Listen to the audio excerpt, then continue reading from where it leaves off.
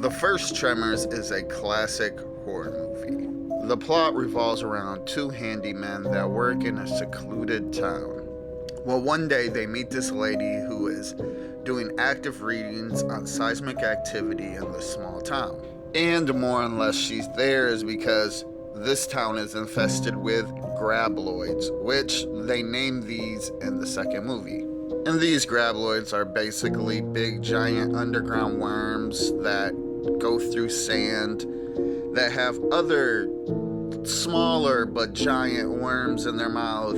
The practical effects in this movie I actually enjoyed, which is a rarity.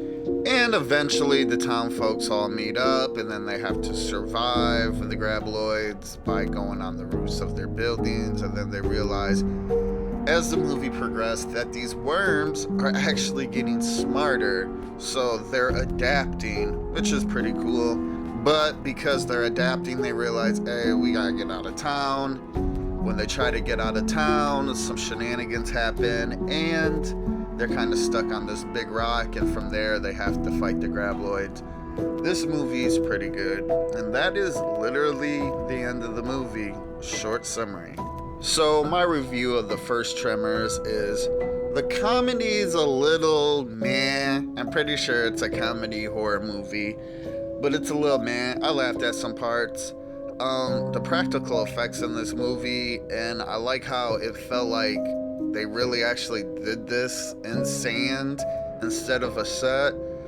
That's so good. Practical effects, I've said it multiple times, is one of the main reasons I love the horror genre. And it's nice to see a unique creature monster that isn't a zombie or a ghost. Even though I love zombies and ghosts, it's just nice to see something different. So I'd rate the first Tremors, I'd say a 6 out of 10.